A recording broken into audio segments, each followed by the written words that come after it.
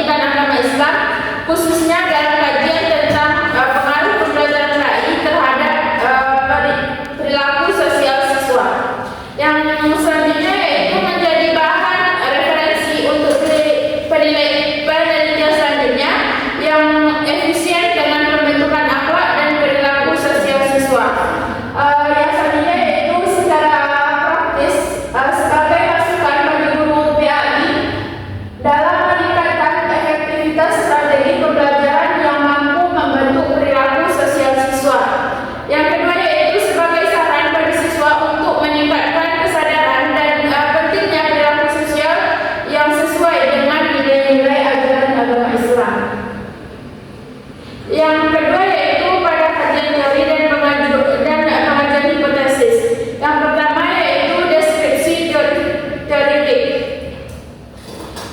yaitu pendidikan agama Islam sebagai pendidikan yang didasari pada nilai-nilai ajaran Islam sebagai yang tercantum di dalam Al-Quran dan hadis, suatu untuk membina ke arah pertumbuhan kepribadian siswa secara sistematis dan program sesuai dalam kehidupan mereka sesuai dengan ajaran agama Islam sehingga terjadinya kebahagiaan dunia dan akhirat. Yang selanjutnya yaitu tujuan dari pendidikan agama Islam ini yaitu untuk menumbuhkan dan meningkatkan keimanan melalui pembelajaran dan kemampuan pengetahuan, penghayatan, pengamalan serta pengalaman peserta didik tentang ajaran agama Islam sehingga menjadikan manusia muslim yang terus berkembang dalam setiap hal terutama pada akhlak siswa. Yang ketiga yaitu perilaku sosial, yaitu perilaku sosial adalah aktivitas sosial yang dapat diamati orang lain akan situasi yang dihadapi yang berkaitan dengan sosial kemasyarakatan. Perilaku sosial juga merupakan tindakan-tindakan yang berkaitan dengan segala perbuatan yang secara langsung berhubungan dengan nilai-nilai sosial yang terdapat di dalam masyarakat. Yang selanjutnya yaitu faktor yang mempengaruhi perilaku sosial, yaitu karakter perilaku yang dipengaruhi melalui proses sosial, proses kognitif yang mencakup pikiran, keyakinan, dan cara berpikir, pengaruh lingkungan sosial dan alam, serta tata budaya tempat dan hidup individu baik di keluarga ataupun di masyarakat. Yang selanjutnya yaitu penelitian yang relevan. Yang pertama yaitu penelitian yang dilakukan oleh Reni Wahyuni pada tahun 2020 dengan judul Pengaruh Pembelajaran Pendidikan Agama Islam Terhadap Akhlak Siswa di SMA Negeri 3 Padang. Yang kedua yaitu penelitian oleh Ahmad Fauzi yang dilakukan pada tahun 2021 yang berjudul Peran Guru PAI dalam membentuk perilaku sosial siswa di SMP Islam Al-Falah Jakarta. Dan yang ketiga yaitu penelitian oleh Lestari pada tahun 2019 yang berjudul Hubungan Pendidikan Agama Islam dengan Sikap Sosial Peserta Didik di MTS Negeri 1 Bukit Tinggi. Yang selanjutnya yaitu kerangka berpikir. Yang pertama yaitu pada permasalahan, yaitu masih rendahnya akhlak dan perilaku sosial siswa seperti kurang sopan santun, kedisiplinan, tanggung jawab, serta kepedulian terhadap sesama. Kondisi ini menunjukkan bahwa pelajaran pendidikan agama Islam belum memberikan dampak optimal terhadap pembentukan perilaku sosial siswa. Yang kedua yaitu pembahasan masalah, yaitu diperlukan pembelajaran pendidikan agama Islam yang dilakukan secara efektif melalui pembuatan materi akhir akhlak, pemahaman nilai-nilai Islam, keteladanan guru, serta kebiasaan berperilaku positif. Yang ketiga yaitu hasil yang diharapkan terbentuknya perilaku sosial siswa yang positif meliputi sikap sopan, disiplin, bertanggung jawab, jujur dan peduli terhadap lingkungan sosial serta mampu mengamalkan nilai-nilai Islam dalam kehidupan sehari-hari mereka. Yang ketiga yaitu pada metodologi penelitian. Metode penelitian pada proposal ini yaitu